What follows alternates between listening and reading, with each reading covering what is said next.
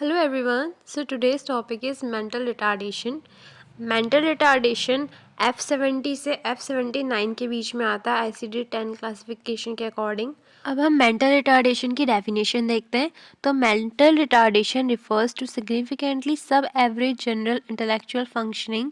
इसका मतलब क्या है? मेंटल रिटार्डेशन वाले जो पेशेंट होते हैं उनकी जो इंटेलेक्चुअल फंक्शनिंग होती है, ठीक है, वो एवरेज लोगों से कम होती है, सब एवरेज होती है।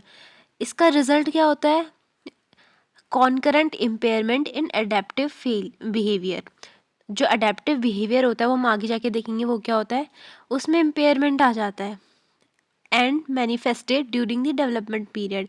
अभी हमें पता कब चलेगा? जब जो बच्चा होता है वो अपने डेवलपमेंट पीरियड में होता है, मतलब जब उसकी ग्रोथ हो रही होती है तब हमें पता चलता है धीरे धीरे कि हाँ बच्चे में मेंटल रिटार्डेशन है। इसमें होता क्या है?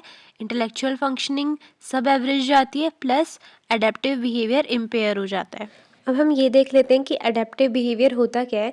So it is defined as the degrees with which the individual meets the standards of personal independence and social responsibility. मतलब ये एक डिग्री है टू विच एक पर्सन जो है उसके अंदर पर्सनल इंडिपेंडेंस आ जाती है प्लस सोशल रिस्पॉन्सिबिलिटी आती है, ठीक है, वो सोशली रिस्पॉन्सिबल बनता है, पर्सनली इंडिपेंडेंट बनता है, expected of his age and cultural group. जितनी उसकी एज है उसके अकॉर्डिंग उसमें जितने ये दोनों चीज़ें आ जाती हैं।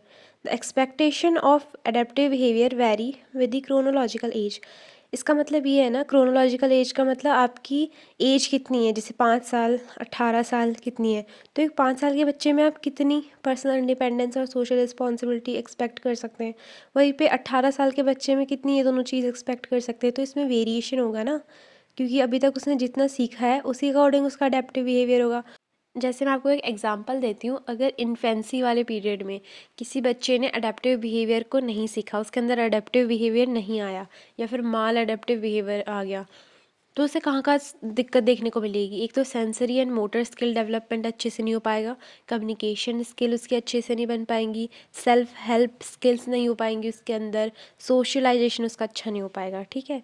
तो अगर हम एपिडेमियोलॉजी देखें मेंटल रिटार्डेशन की, तो पूरी वर्ल्ड की पॉपुलेशन में से 3% पॉपुलेशन को मेंटल रिटार्डेशन होता है। और इंडिया की बात करें तो अगर हम 1000 बच्चे ले रहे हैं तो उसमें से 5 बच्चों को मेंटल रिटार्डेशन होता है, ठीक है। अब ईटियोलॉजी देख लेते हैं।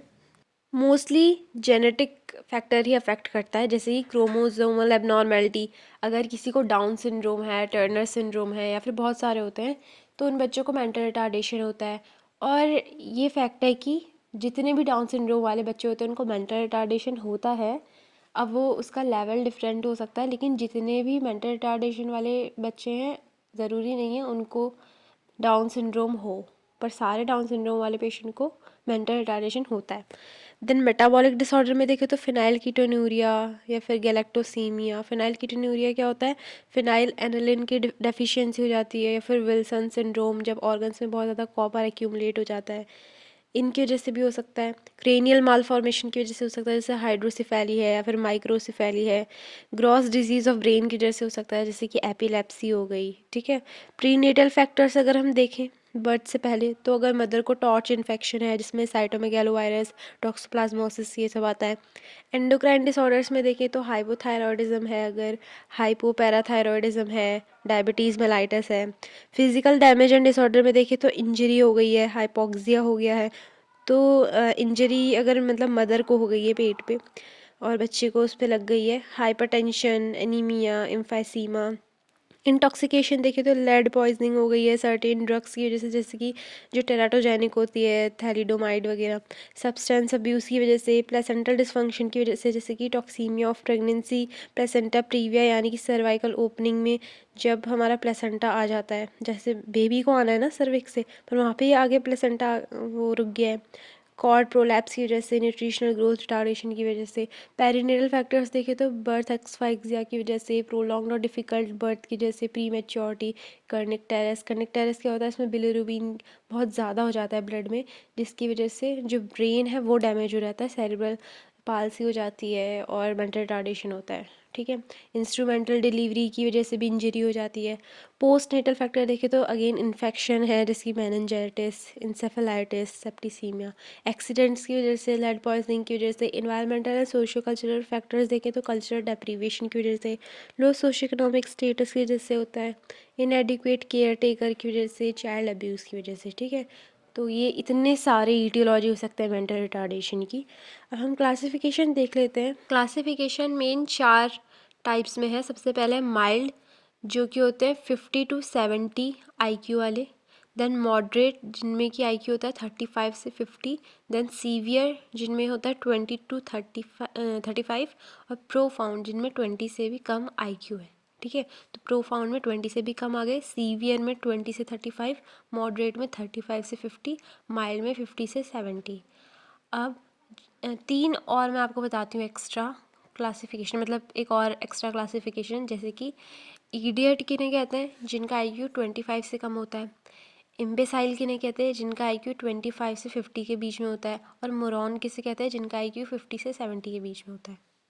अब हम ये देख लेते हैं कि ये बच्चे कितने एजुकेबल हैं, इनको ट्रेन किया जा सकता है कि नहीं, या फिर लाइफ सपोर्ट कितना दिया जा सकता है, और कितना सेल्फ केयर एबिलिटी है इनके अंदर, साइकोमोटर स्किल्स कैसी होंगी, इकोनॉमिकल सिचुएशन कैसे हैंडल करेंगे, ठीक है। तो जो माइल्ड रिटार्डेशन वाले पेशेंट होते हैं वो काफ़ी नॉर्मल लाइफ जी सकते हैं, क्योंकि वो अपनी सेल्फ केयर कर सकते हैं। थोड़ा सा सुपरविज़न की ज़रूरत होती है, नहीं तो हमारी तरह कर सकते हैं। और कभी कभी दिक्कत आती है तो असिस्टेंस की ज़रूरत होती है उन्हें।